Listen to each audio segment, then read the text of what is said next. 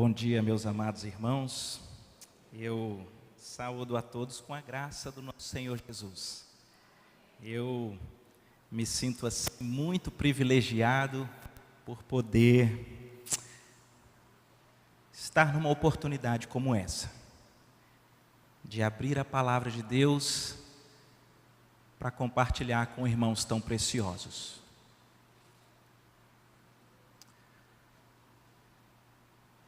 Nós sempre falamos muito sobre o poder do Evangelho. Nós sempre comentamos sobre a transformação que o Evangelho pode trazer na vida de alguém.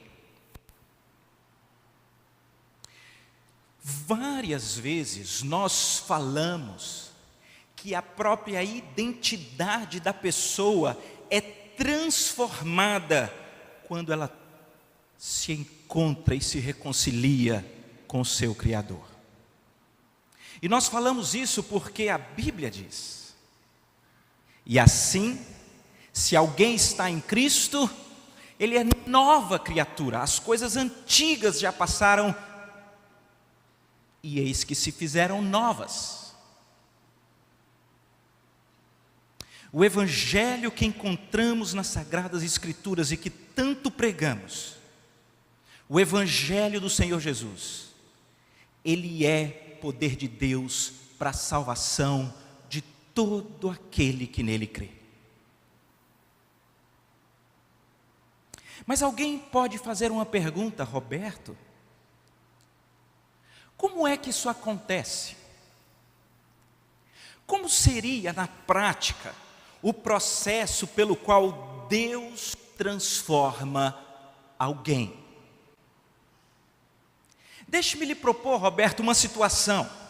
Imagine alguém em uma nação que não conhece esse Deus, mas imagine alguém muito poderoso. Imagine alguém que tem bons contatos, imagine alguém muito rico, imagine alguém que não conheça ninguém que possa lhe apresentar o Evangelho. Como é que Deus transforma uma pessoa assim? E é exatamente com o intuito de responder essa pergunta, com um exemplo prático, com uma situação histórica, é que eu convido aqueles que estão com as suas Bíblias, que abram lá no segundo livro dos Reis, no capítulo 5, uma história talvez muito conhecida de vários aqui, e que talvez possa me ajudar a responder essa indagação: como é que Deus transforma a vida de alguém? Segundo livro dos Reis, capítulo 5.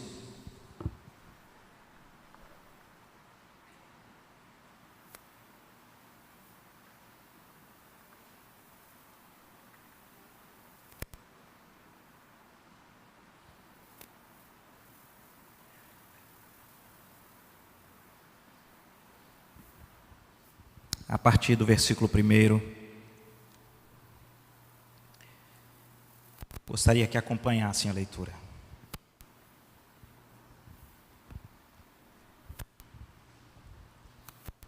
Naamã, comandante do exército do rei da Síria, grande homem diante do seu Senhor, e de muito conceito, porque por ele o Senhor dera a vitória à Síria.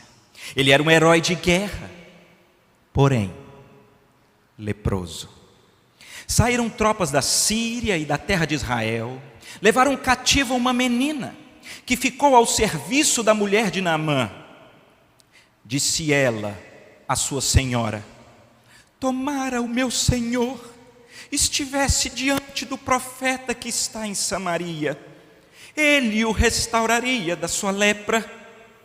Então foi Naamã e disse ao seu senhor, o rei da Síria: assim e assim falou a jovem que é da terra de Israel. Respondeu o rei da Síria: vai, anda, e enviarei uma carta ao rei de Israel. Ele partiu e levou consigo 10 talentos de prata, 6.000 siclos de ouro e 10 vestes festivais. Levou também ao rei de Israel a carta que dizia: logo, em chegando a ti esta carta, saberás que eu te enviei Naamã, o meu servo, para que o cures da sua lepra.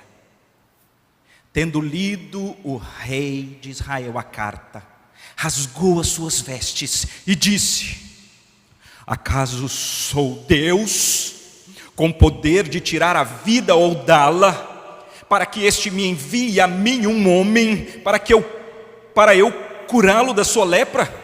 Anotai, pois, e vede que procura um pretexto para romper comigo.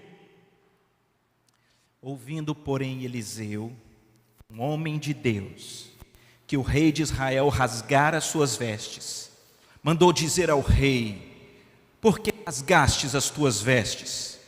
Deixai-o vir a mim, e saberá que há profeta em Israel. Veio, pois, Naamã com os seus cavalos e os seus carros, e parou à porta da casa de Eliseu.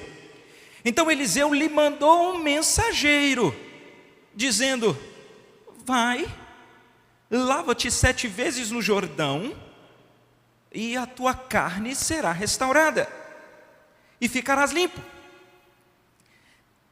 Naamã, porém, muito se indignou, e se foi dizendo: eu pensava que ele sairia ter comigo, por-se-ia de pé, invocaria o nome do Senhor, o seu Deus, moveria a mão sobre o lugar da lepra, e restauraria o leproso. Não são, porventura, Abana e Farfar, rios de Damasco, melhores do que todas as águas de Israel? Não poderia eu lavar-me neles e ficar limpo? E voltou-se, se foi com indignação. Então, se chegaram a ele os seus oficiais e lhe disseram: meu pai, se te houvesse dito o profeta alguma coisa difícil, acaso não o farias? Quanto mais, já que apenas te disse: lava-te e ficarás limpo. Então desceu e mergulhou no Jordão 7 vezes, consoante a palavra do homem de Deus, e a sua carne se tornou como a carne de uma criança, e ficou limpo. Voltou ao homem de Deus, ele e toda a sua comitiva, veio, pôs-se diante dele e disse: eis que agora reconheço que em toda a terra não há Deus senão em Israel. Agora, pois, te peço, aceites um presente do teu servo. Porém, Eliseu disse: tão certo como vive o Senhor, em cuja presença estou, não o aceitarei. Instou Naamã com ele para que o aceitasse, mas ele recusou. Disse Naamã: se não queres, peço-te que ao teu servo seja dado levar uma carga de terra de 2 mulos, porque nunca mais oferecerá a este teu servo holocausto, nem sacrifício a outros deuses, senão ao Senhor. Nisto, perdoe o Senhor ao teu servo, quando o meu senhor, o rei da Síria, entra na casa de Rimom para lhe adorar, e ele se encosta na minha mão, e eu também me tenha de encurvar na casa de Rimom. Quando assim me prostrar na casa de Rimom, nisto, perdoe o Senhor ao teu servo. E Eliseu lhe disse: vai em paz. Uau! Que história fantástica. Veja, a gente não tem tempo, e nem é a minha meta, para conversar sobre qual era a questão histórica do relacionamento entre Síria e Israel. Eram nações que se chocavam, eram nações que viviam em constantes pé de guerras, batalhas, períodos de paz, novas guerras. A própria Bíblia Sagrada nos revela isso. Nós vemos no próprio texto, veja que a escrava de Naamã, ela tinha sido levada em uma das incursões exitosas de Naamã em Israel. Ela era judia, estava numa nação distante, longe de todos, e estava na casa de Naamã. Não é razoável, não se consegue pensar como é possível Naamã, um homem com um currículo invejável, um homem que alcançou todas as estruturas humanas de segurança, um homem que não convive com ninguém do seu naipe, que o influencie a conhecer a Deus, a seguir a Deus. Como é que a Bíblia revela Deus transformando esse cidadão? Como é que isso acontece? E queridos, a primeira constatação é que Deus precisa, nesse processo para transformar alguém, parece que Deus muitas das vezes dá uma rasteira na nossa autossuficiência. Ele dá uma rasteira nas estruturas de segurança e estabilidade na qual nos apoiamos. Preste atenção, o texto me parece riquíssimo. Naamã, ele era grande homem diante do rei. Ele era um homem de muito conceito. Por ele, o Senhor dera vitória à Síria. Ele era um herói de guerra. Esse homem, na sua sociedade, ele chegou lá. Ele tem autoridade. Ele tem poder. Talvez uma das estruturas que mais falsamente tenta dar ao nosso coração uma sensação de segurança, de estabilidade, de plenitude e de satisfação é o poder. É aquela forma quando os carros e cavalos de Naamã eram parados na blitz. E o guarda falava: cadê o documento? Ele dizia: você sabe com quem você está falando? E o guarda: não, ele diz: eu sou Naamã. Desculpa Naamã, pode seguir. Porque ele tem poder. Ele manda em todo o exército poderosíssimo da Síria. Mas não é só isso, porque a Bíblia revela que ele era um homem que tinha as conexões e os contatos mais poderosos da época. Não é assim também conosco? Às vezes a gente diz: não, tudo bem, é muito bom ter poder e autoridade, mas não tendo, é muito bom ser amigo de quem tem, né? Porque a hora que surge um problema, fala assim: só um minutinho. Então você liga e diz: o problema é na prefeitura? Espera aí, o prefeito, secretário. É no governo? O governador. É na presidência? Senhor ministro, senhor secretário. Eu não tenho, mas eu tenho os contatos. O texto diz que o rei da Síria, aquele numa estrutura de nação onde o rei é totalmente soberano, o rei é amigo dele. Não é essa a expressão? Amigo do rei. Ele está seguro. Mas não é só esse segundo ponto de estrutura que ele tem. Naamã é muito rico. Muito rico. Como assim, Roberto? Muito rico. Veja, o texto diz para nós que quando ele vai para Israel, ele leva uns presentes. Os presentes: prata, ouro, vestes. Eu li alguns comentários, sabe, só de ouro, sabe qual foi o presentinho que ele levou? Dá 70 quilos. Eu olhei a cotação de sexta-feira. Isso dá mais de 11 milhões de reais. É o presentinho que ele está levando para Israel. Só o ouro. Você consegue imaginar como que alguém, diga com honestidade para mim, Como que alguém que ele tem poder sobre tudo e todos, e se faltar poder, ele tem contatos com quem tem poder absoluto e soberano sobre tudo e sobre todos.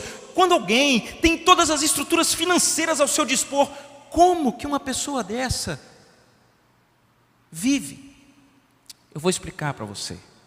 Como qualquer um de nós vive, quando nós achamos que qualquer uma dessas estruturas de poder, de conexões ou de recursos nos traz estabilidade. Nós vivemos numa autossuficiência.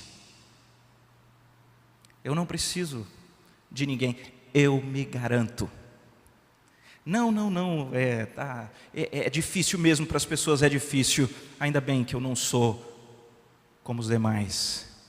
O poder, os contatos, o dinheiro me garantem. Mas eu arrisco dizer pelo texto que Naamã não apenas tinha poder, tinha contatos, tinha dinheiro, como ele era um cara bom. Ele era bom. Ele era bom, gente. Primeiro, o texto usa algumas expressões que ele era um homem de muito conceito, então a sociedade o aplaudia. Ele era herói de guerra.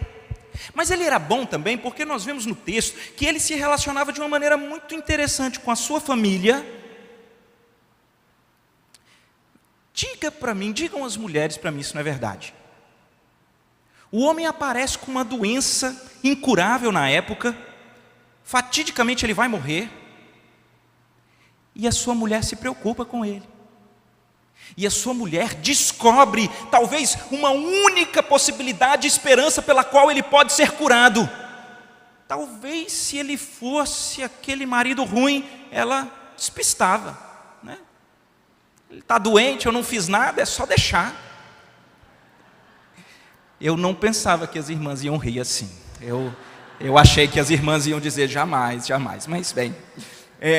Ela vai atrás e diz: meu amor, tem uma saída. E veja o tanto que esse homem é diferente. Ele ouve a sua mulher. Ele ouve a sua mulher. E o texto mostra uma pessoa que parece que ela é boa. Sabem por quê? Lá no final do texto, e eu sei que vocês prestaram atenção, quando ele está indignado, porque o que Eliseu pediu é muito simples, o texto diz que os servos dele, quando vão conversar com ele, dizem assim: meu pai. Um jeito estranho de servos, trabalhadores, empregados ou escravos tratarem um senhor, meu pai. E eu pude ler alguns comentaristas dizendo que essa tratativa de servos para com o Senhor, com essa estrutura de meu pai, só é encontrada aqui nas Escrituras. Era um homem bom. Uau, Roberto! Gente com poder, com conexões, com recursos e ainda gente boa. Não tem pilar que sustente mais uma autossuficiência do que essa. Pois a primeira forma, o primeiro passo pelo qual Deus começa a tratar com alguém é quando Ele dá uma rasteira na nossa autossuficiência. É quando o texto diz que não obstante seu poder, conexões, riquezas, moral, o texto diz, porém, leproso. Não se iluda, querida, é assim a vida, viu? As situações mais difíceis, aquelas que nada trazem solução, elas estão aí e elas batem na porta de todos nós. E eu acredito que se nós tivéssemos tempo, cada um aqui poderia vir aqui à frente para poder talvez dizer que não houve poder, não houve conexões, não houve recurso, não houve boa moral que resolvesse aquele grande problema, aquela grande crise pela qual você passou. Eu lhe pergunto e me respondo: como é que a gente lida, por exemplo, com luto? Você perde alguém que você jamais pensou que perderia. Me conta onde é que as estruturas humanas vão resolver essa grave crise no seu coração. Ou quem sabe é um problema como o de Naamã. Bate na porta da tua casa um diagnóstico, saiu o resultado do exame. Não há beleza, poder, conexões, recursos, moral que possam resolver o resultado daquele exame. E Rui, querido, Rui vai a bancarrota, a estrutura de autossuficiência. Uma das formas pelas quais Deus inicia um processo para transformar uma pessoa é dar-lhe uma rasteira, para ele perceber que muitas circunstâncias da vida você não tem segurança humana, estrutura humana que possa resolver. Me diz aí, queridos, e aquele problema com o filho? Um relacionamento cortado. Me diz aí, queridos, e aquela traição? Sim, você foi traído por quem você menos esperava, ou quem sabe, você traiu. E nenhuma dessas estruturas são capazes de sarar essa coisa que lhe consome internamente. O que a gente pode dizer, por exemplo, dos vícios? Você pode estar numa reunião como essa, e aqui parece que nós estamos todos culturalmente adequados, eu até de paletó, mas às vezes só você sabe quais são os turbilhões de angústias, de ansiedade, de fragilidade que tomam conta lá dentro, ou de vícios que já lhe pegaram. E às vezes não é só de drogas e você encontrado na rua, pode ser lá na internet, nesse vício de pornografia que os índices têm mostrado que tem assolado a nossa sociedade. Qual é o seu currículo? Fulano de tal, é isso, é aquilo, fez isso, é assim, é bom, porém. Qual que é o seu porém? Qual que é aquele porém que você mascara para tudo e para todos, mas lá dentro aquilo simplesmente rui todas as estruturas humanas de estabilidade e segurança? Nós precisamos, queridos, para encontrar o Senhor de maneira verdadeira, termos a nossa autossuficiência, a nossa panca, nossa arrogância quebrados. Porque uma coisa acontece: quando qualquer uma dessas coisas batem a porta, e nós que experimentamos uma crise muito grande, nós vimos isso acontecer com tanta gente. A crise batendo, a pessoa ficando sem recursos, entrando numa ladeira abaixo. Quando essas coisas acontecem, nós reconhecemos que nós nunca estivemos no controle da vida. Nunca. Mas deixa eu dizer uma coisa para vocês. Não é suficiente, para a maioria absoluta de nós, não é suficiente a crise, não é suficiente a rasteira, não é suficiente você sofrer um revés, naquele ponto que mais dói e que menos você consegue resolver. Não é suficiente. Sabe por quê? Porque o nosso instinto humano é então pegarmos tudo aquilo que nós achamos que de fato diz para nós quem nós somos e com aquilo tentarmos resolver. É o que Naamã faz. Naamã ouve dizer que há um profeta, e nós ainda vamos falar sobre o que significa essa palavra profeta em Israel, mas o que ele faz? Ele vai no seu rei. Ele diz: rei, eu preciso de uma carta sua. Vê, deixa eu dar um telefonema. Você conhece alguém lá? Eu vou falar com o rei. Ele fala com o rei, mas ele não fala com o seu rei querendo uma oportunidade para ir ver se encontra o profeta em Israel. Não, ele tem jeito de ir no topo. Ele tem jeito de ir no top das galáxias, das estruturas humanas. Ele fala: eu vou no meu rei para conseguir uma carta para ir no rei de Israel, porque eu vou em quem manda, em quem põe o dedo e que faz as coisas acontecer. As estruturas de confiança dele para resolver um problema que nenhuma das estruturas foram capazes de resolver, na mente de Naamã continua a ser usar essas estruturas. Então ele está atrás das conexões, ele está confiado no dinheiro, porque ele leva presente. Pensa no presente, porque afinal de contas ele vai conseguir. É por isso que na forma como Deus transforma as nossas vidas, não é suficiente muitas das vezes quebrar a nossa autossuficiência. Sabe por quê? Porque a gente continua pensando: mas se eu ganhasse mais eu resolvia. Rapaz, se eu conhecesse alguém lá, eu resolvia. Rapaz, mas se eu tivesse aquele poder, eu resolvia. Se fosse... E na estrutura de Deus, além de quebrar a nossa autossuficiência, Ele precisa mostrar para nós que as grandes questões da nossa vida, nenhuma estrutura humana é capaz de resolver. Não é legal o texto? Ele vai no rei dele. Ele pega uma carta, e a carta, ela é bem diplomática, né? Atenção, senhor rei de Israel, eu estou enviando junto com essa cártula o meu comandante, Naamã. É para você curá-lo da sua lepra. É isso. Porque quem tem poder acha que é assim. O rei da Síria também acha que é assim. É isso mesmo, não? Eu vou mandar aqui o cara curar você da lepra. Porque é assim, ele também é embebecido do poder. Ele acha que garante, que resolve. Quando chega lá no rei de Israel, a cena é curiosíssima, né? O rei de Israel recebe Naamã, ele é o comandante do exército. Nós já vimos no início que ele já ganhou algumas batalhas. O rei deve estar tenso. Ele recebe uma carta do rei da Síria. Eles estão num período de paz, mas eles estão sempre em constante batalhas.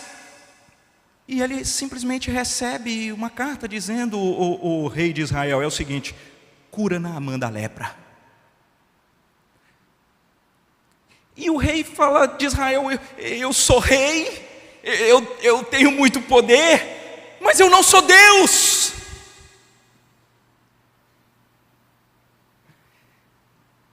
Sabe, queridos, nas graves e grandes crises da vida, quando nós temos qualquer uma dessas estruturas de poder, o nosso instinto é buscar a solução por elas, pelas conexões, pelo dinheiro, e a gente quer ir no top. Então a solução eu vou encontrar o psiquiatra, não o melhor de Recife, nem de Pernambuco, nem do Brasil, do mundo, porque se eu for no top, eu consigo. Não, nós vamos então no médico e eu vou no top, e se eu for no top, está garantido. E a segunda forma pela qual Deus estabelece um processo de transformação é quando, além de quebrar a sua autossuficiência, Ele revela para você que as suas grandes questões da vida, nenhuma estrutura humana é capaz de resolver.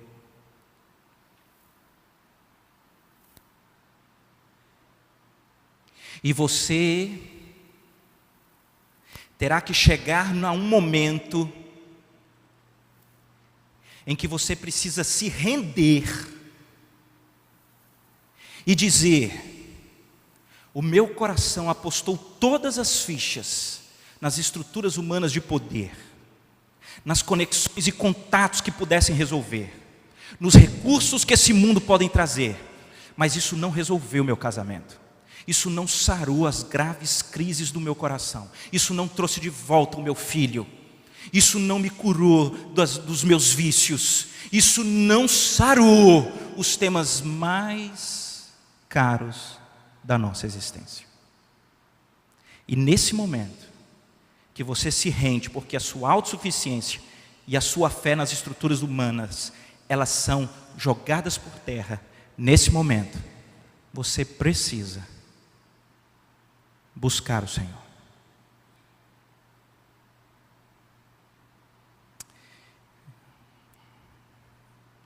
Quando eu estava acompanhando a minha esposa no hospital, e ela tinha sido levada para fazer uma cirurgia muito drástica, porque naqueles dias nós tínhamos perdido o chão com o diagnóstico do câncer. Eu estava lá no quarto de internação, e por ali um senhor já de idade, 80 anos, ele estava procurando com as enfermeiras quem teria um carregador de celular compatível com o dele. E eu vi ali aquela cena e eu tinha. O meu carregador de celular era compatível com o dele. Então eu peguei o carregador, levei até ele e entreguei. E naturalmente você num andar de internação, num hospital, né, muito envolvido com situações muito delicadas, é inevitável que você então comece a conversar sobre as razões pelas quais você está ali. E aquele homem então começou a me contar a sua história. Ele disse: há 10 anos, a minha esposa foi diagnosticada com câncer. Mas eu sou um industrial. E desde então nós temos ido aos melhores e mais robustos centros de tratamento. Só para que você tenha ideia, pelo menos 3 vezes nós fizemos uma série de tratamentos lá em Houston, no Texas, que é o centro mundial de tratamento oncológico.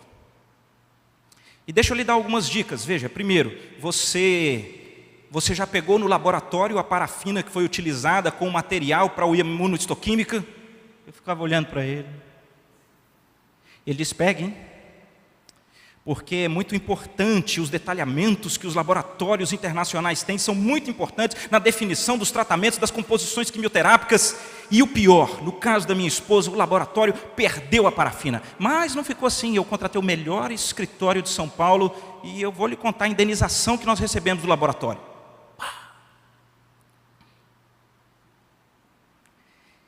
Ele falou assim: outra coisa, você sabe que essas coisas todas a gente acaba arcando de modo privado, mas pegue as notas, viu? Anote tudo. Eu contratei o melhor escritório de São Paulo e nós entramos contra o plano de saúde e eu ganhei uma indenização milionária. Muito bem, muito bem.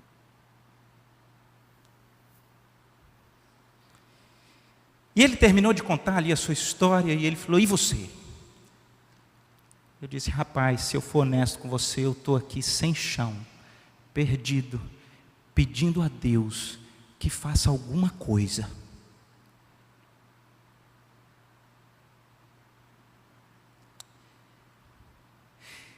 Então, a partir dali, o que se desenrolou foi uma coisa muito forte. Porque ele parou e olhou para mim e disse: você confia em Deus? Eu disse: sim. Então aquele homem me disse: há 10 anos, quando a minha esposa foi diagnosticada, eu resolvi que eu iria então me dedicar não mais às minhas indústrias, mas a ela. Mas isso só me fez entrar numa reta de tragédia.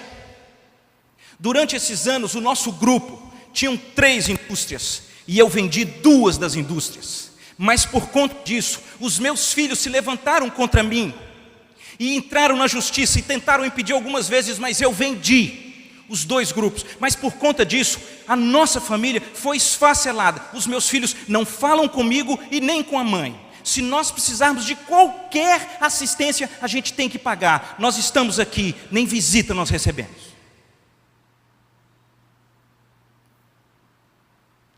Porque foi perdido a parafina no laboratório com o material inicial com o qual foi feita a imunohistoquímica, Houston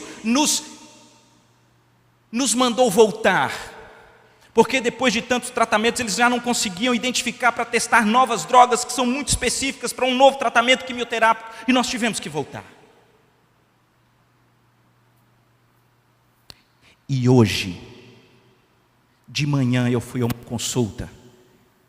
E o meu médico disse para mim que os meus exames mostram que agora quem está com câncer sou eu. E eu não tenho para quem contar.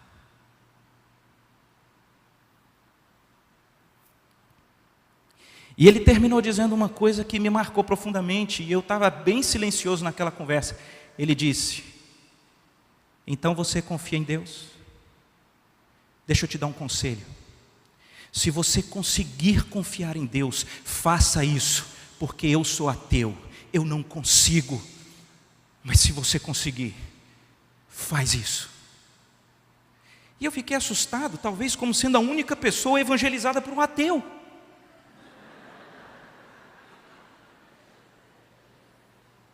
E aí minha esposa está aqui, ela se lembra, antes de nós irmos embora, que nós fomos lá naquele quarto visitá-los. E eu queria dizer a vocês que quando nós levamos as rasteiras da vida, que arrancam as nossas autossuficiências, Quando nós percebemos que as estruturas humanas nas quais nós sempre nos apoiamos não são capazes de resolver as grandes crises do nosso coração, volte-se para o Senhor, querido. Busca o Senhor. Você não tem para onde ir. Não siga numa falsa expectativa de segurança em estruturas que vão lhe arruinar. Mas eu preciso caminhar para terminar. E aqui então talvez a gente entre na parte mais importante do texto. Quando agora você chegou na forma e condição na qual só lhe resta buscar o Senhor, duas transformações precisam ocorrer na sua vida. Sabem por quê? Porque é muito comum nós buscarmos o Senhor por conta da nossa crise, da doença, do luto, da traição, do abuso, do peso, da depressão, da ansiedade, da crise de relacionamentos, no problema com os filhos. É muito comum, mas deixe-me lhe dizer uma coisa: quando você for agora ao encontro de Deus, você precisa ter duas grandes transformações. E a primeira delas é que em algum momento dessa sua busca a Deus, você vai ter que perceber que o seu problema, muito maior do que a crise pela qual você foi levado a buscar a Deus, é a sua condição perdida, pecadora, sem Deus.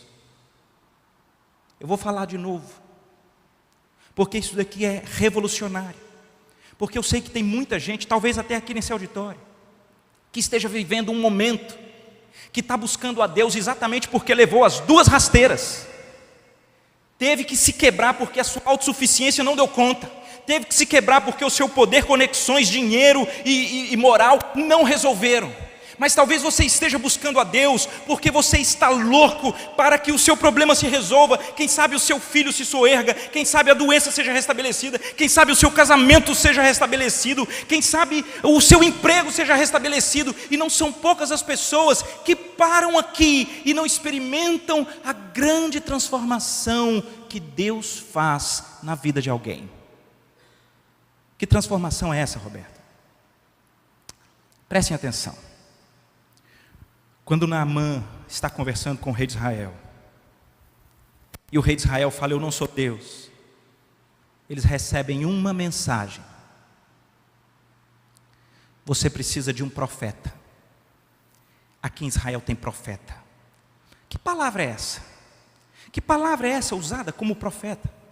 Se você percorre as escrituras, se você manda pesquisar o que é esse profeta, é aquele que fala da parte de Deus. Essa palavra é usada para Abraão, é usada para Moisés, ela é usada para Samuel, ela é usada para Natã. Ela não é uma palavra que venha dizer assim: olha, você precisa de um milagreiro. Não, você precisa de um profeta, alguém que vai falar da parte de Deus de uma maneira tão profunda ao seu coração que você nunca viu. E prestem atenção aqui em mim, queridos. É exatamente isso que acontece. Preste atenção. Quando a narrativa segue, Naamã sai daquela água, o que acontece a partir daí não tem nada a ver com alguém que queria ser curado. Nada a ver. Porque ele vem e diz para Eliseu: Eliseu, eu agora entendi que o seu Deus é o único Deus. Espera aí, o que tem a ver? Ele talvez poderia dizer: ô Eliseu, eu reconheço que o seu Deus é bem poderoso. Olha, o seu rei, o seu Deus é batuta mesmo. Agora pensa num rei, num Deus caprichado. Não. Ele que vem de uma terra de muitos deuses, quando ele volta, a sua declaração é uma única. A sua estrutura de crenças, o seu sistema de crenças foi totalmente transformado. Ele olha para Eliseu e ele diz: eu agora sei que o Deus de Israel é o único Deus. E ele diz mais: eu agora quero me relacionar com esse Deus todos os dias. É ou não é? Ele diz para Eliseu: eu quero 2 mulos de terra daqui, porque eu vou levar para lá, porque na mente de Naamã, ele acaba de conhecer a Deus, mas ele ainda tem uma estrutura cultural de que a adoração a um Deus, ela é terrena, ela é local, mas ele está dizendo uma coisa: eu vou levar a terra daqui, porque a partir de hoje, eu vou me relacionar pessoalmente, em adoração ao único e verdadeiro Deus. Preste atenção no que eu vou dizer. A maior tragédia que eu já vi são pessoas que procuram o Senhor porque estão enfrentando graves crises, mas elas vêm numa perspectiva extremamente limitada. E não é raro. Você está com problema no casamento, você vem à igreja, uma lição, uma palavra, uma visita, e as coisas melhoram. E o que você faz? Você volta a viver a sua vida como antes. Não é raro alguém doente, a casa caiu, você está muito mal, e de repente você vem atrás de um tipo de estrutura que possa solucionar aquele problema, e de repente, por graça, por bondade, há uma cura, louvado seja Deus, e você vai embora, e vai viver a sua vidinha, novamente envolvido nas estruturas humanas, e você está sem emprego, então você vem, e aí as reuniões de oração, e você adora, e você está, até que vem um novo emprego, e você vai embora, porque você nunca entendeu que no processo de transformação, as crises que quebram você, que lhe fazem procurar a Deus, são para você descobrir uma coisa muito mais profunda. O maior problema do ser humano não são talvez as graves crises nos relacionamentos, as doenças, as crises financeiras, quem sabe as lutas com os vícios.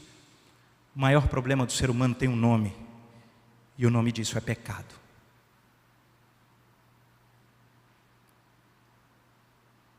E essa é a história de muita gente aqui. Quem aqui não poderia vir aqui à frente e falar assim: é isso mesmo, Roberto, eu vim para cá porque meu casamento estava falido. Eu encontrei aqui não apenas restauração para o casamento, eu encontrei restauração para a minha vida. Quantos aqui? É verdade, Roberto, eu procurei de maneira muito mais intensa o Senhor na minha crise financeira, mas o que eu encontrei aqui foi muito mais do que um Deus que provê, foi um Deus que se relaciona comigo. Você precisa passar por essa transformação. Você precisa saber que o principal e prioritário tema que Deus quer tratar na sua vida é o seu relacionamento com Ele, que é quebrado por conta da nossa natureza pecaminosa. A Bíblia diz isso o tempo inteiro. Quem não lembra de Marcos 2? A história conhecida do paralítico, lembra? Os amigos levam o paralítico porque eles estão naquela estrutura, sem autossuficiência, as estruturas humanas não resolvem, há um paralítico. Quando eles descem o paralítico pelo telhado, o Senhor Jesus olha e o paralítico está na sua presença. Qual é a primeira coisa que Jesus diz a ele? Os teus pecados estão perdoados. Como assim?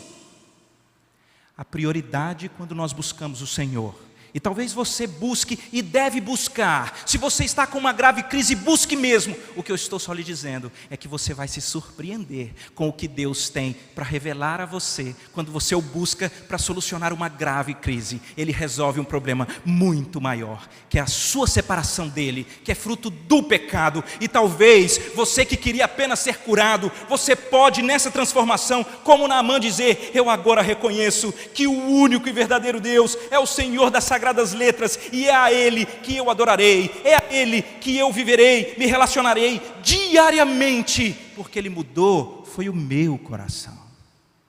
Essa é a grande e prioritária transformação. Mas há uma segunda coisa que nós precisamos ver aqui, que tem que acontecer quando você está buscando o Senhor.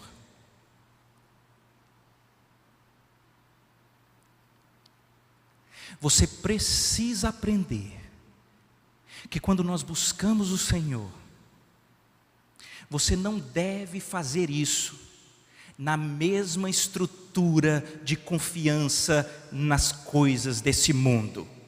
Eu vou falar de novo.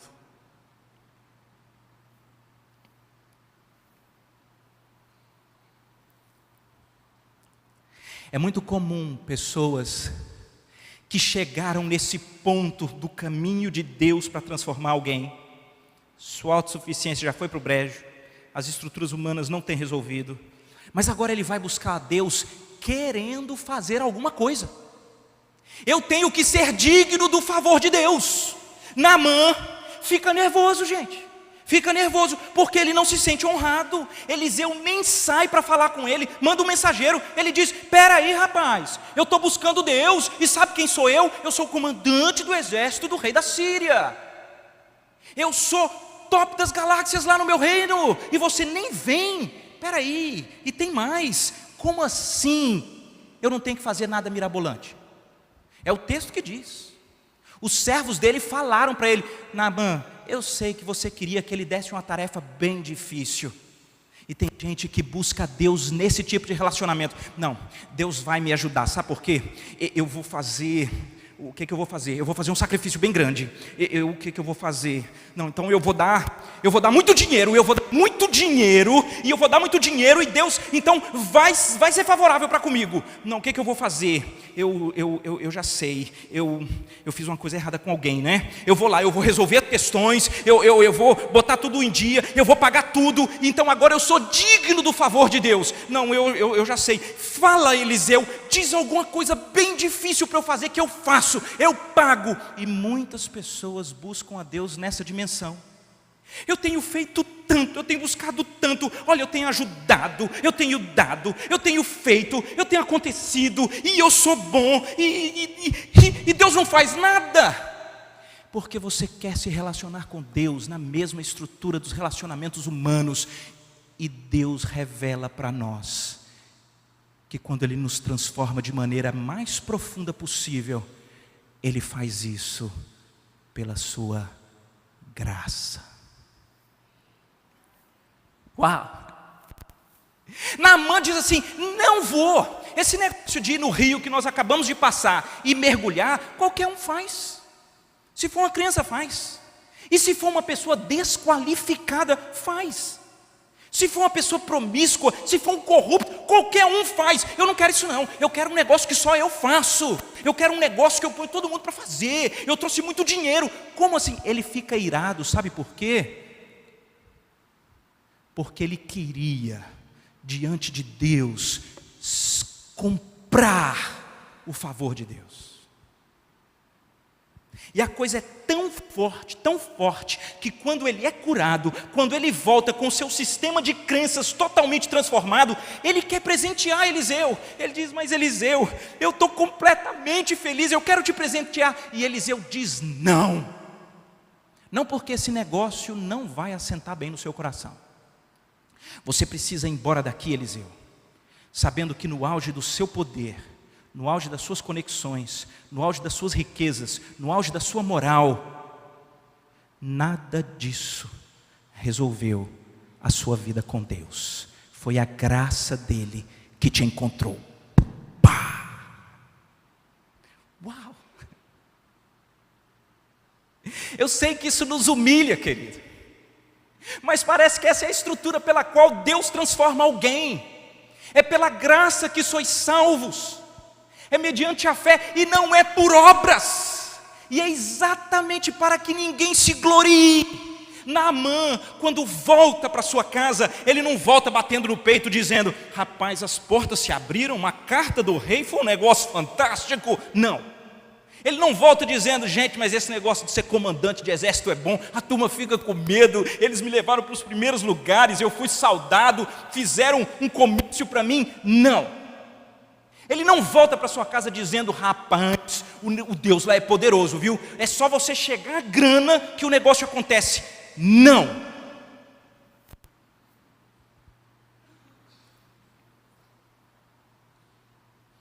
Naamã tem o seu sistema de crenças completamente transformado pela graça. Roberto, E por que, Roberto, que a gente tem tanto esse senso de que tinha que fazer alguma coisa para merecer? Por que é tão comum isso em nós? Eu tenho um grande amigo em Brasília, um cara nota 10, ele já me ajudou muito, e conversando com ele sobre esse tema, ele dizia: Roberto, eu não aceito que alguém pode sair da cadeia agora, e ele foi corrupto, assassino, estuprador, e eu venho lutando na minha vida aqui, e o cara sai, e aí agora essa graça de Deus, esse negócio é muito fácil. Não é fácil, esse negócio é muito difícil. Quando você tem que descer do pedestal de todas as suas estruturas curriculares que te colocam lá em cima, você vai descobrir que o único requisito para que você tenha um encontro transformador com o Senhor é que você chegue diante dele sem nada. O problema é que poucas pessoas têm isso. Poucas pessoas têm isso. Queremos ser merecedores. Sabe por que a gente não chega diante de Deus dando nada? Porque nada que você conquiste, faça ou apresente diante de Deus seria suficiente para pagar os débitos do seu pecado. Nada. Mas você quer então saber por que lá no fundo a gente fica com essa coisa: puxa, tinha que fazer alguma coisa para poder merecer? Nós temos isso porque, de uma forma completamente diferente, isso é verdade. Naamã pôde ser transformado por Deus, pôde ser resgatado para um relacionamento diário com Deus. Sabem por quê, queridos?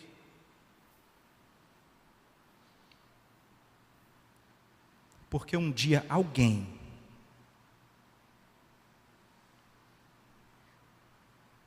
entregou para Deus o que ele queria. Um dia alguém recebeu a punição pelos nossos pecados. Sabe por que Naamã pode ser restaurado e ter agora um Deus verdadeiro que se relaciona diariamente com ele? Porque um dia alguém viveu de maneira perfeita, e um dia esse alguém nos convidou a olhar para Ele, para que nele nós pudéssemos receber toda a justiça e o perdão dos nossos pecados. O nome dele é Jesus. Jesus pagou. Naamã foi com muito dinheiro, foi com muita moral, foi com muito poder. Não eram suficientes, não resolviam. Mas Jesus foi. Jesus foi com toda a sua estrutura divina. Ele viveu entre nós como homem de modo perfeito. E ele foi até a cruz para lá ser condenado no nosso lugar. Os nossos pecados não ficaram impunes, foram condenados em Cristo. Mas algo fantástico aconteceu. Aquela justiça de Cristo, uma vida de retidão, ela foi entregue a nós.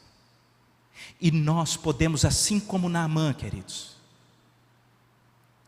escrevermos uma linda história sobre a rasteira que nós levamos, sobre a incapacidade das estruturas humanas de resolverem, sobre como nós iniciamos uma procura a Deus na expectativa dos nossos problemas terrenos, como nós procuramos a Deus na expectativa humana de relação de troca, mas nós poderemos escrever uma história de alguém que está embasbacado com a graça de Deus que ele encontrou, porque Jesus pagou o preço, morreu e lhe deu a justiça para que você pudesse ter o seu relacionamento restaurado com Deus. É isso, queridos, que faz o nome do Senhor Jesus ser tão maravilhoso, que faz com que a gente possa ter uma estabilidade mesmo diante das nossas crises, desvaneios, vacilos, porque nós somos reconciliados com Deus pelos méritos de Cristo, foi pelo que Ele fez e que é imputado a nós. O que é, Roberto, que precisa acontecer conosco? O que aconteceu com Naamã? A gente precisa reconhecer, só existe um Deus e eu sou pecador, eu preciso me relacionar com Ele todos os dias. A graça de Deus lhe assiste, encontre o Senhor lá na cruz e você pode, assim como Naamã, ter a sua identidade restaurada. Naamã volta para o seu trabalho. Algumas pessoas acham estranho essa parte final, mas ele diz: eu vou voltar para o meu trabalho, Eliseu. Eu não vou ficar aqui, deixa eu morar aqui, vou ficar em Israel, quero ficar, não, eu vou voltar para o meu trabalho. E lá as pessoas verão alguém que adora a Deus e alguém que, ainda que esteja numa roda de palavrões, ainda que esteja numa empresa que é metida em corrupção, ainda que esteja vinculado a uma ideologia que tem um problema, o Senhor há de me perdoar pelo convívio com aquelas pessoas, mas o Senhor nunca mais me verá confiando nas estruturas humanas, nunca mais me verá seguindo e adorando outros deuses, porque o Senhor é o único Deus. O Senhor restaurou a minha lepra, mas o Senhor restaurou o meu relacionamento com o Senhor, e eu quero influenciar o máximo de pessoas na minha nação, para que eles experimentem o que a graça de Deus é capaz de fazer na vida de alguém.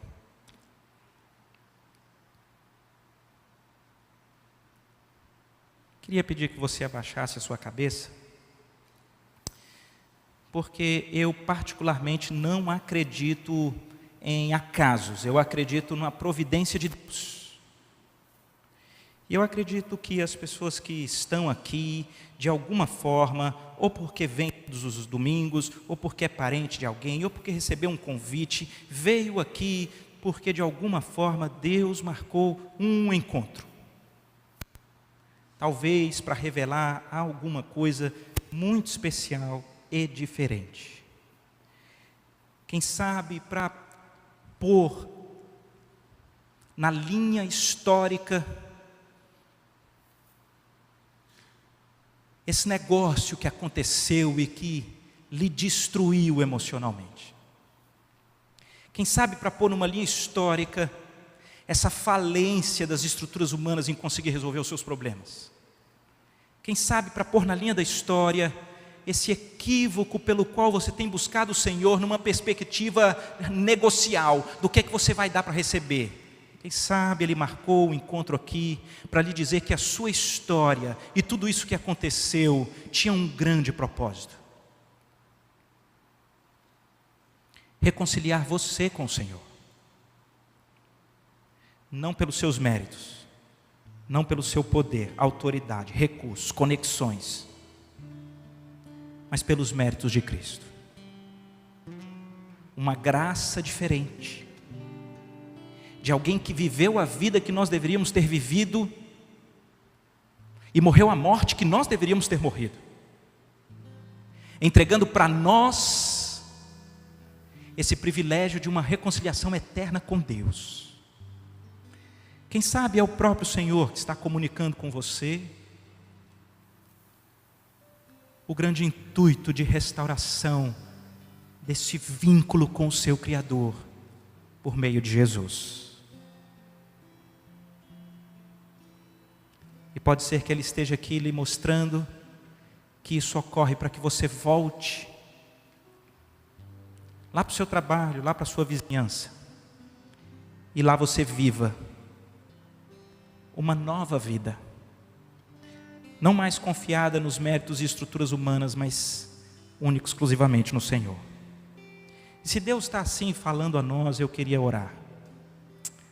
Aplica, Pai, a Tua palavra aos nossos corações.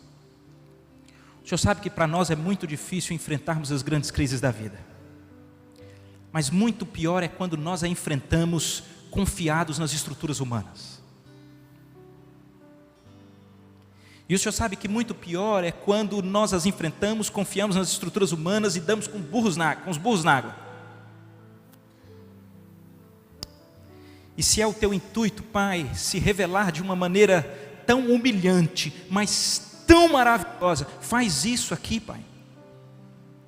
Mostra para nós que o grande anelo do Senhor, ao cuidar de nós nos nossos problemas, é resolver o nosso coração, é nos trazer salvação, é nos curar da principal doença do homem, que é o pecado. E que se um dia o Senhor já realizou um milagre nas nossas vidas, que a gente possa olhar para isso como um verdadeiro sinal de um Deus que se quer revelar como o único Deus para se relacionar diariamente conosco. Faz, Pai, aquilo que só o Senhor pode fazer nos corações, em nome de Jesus.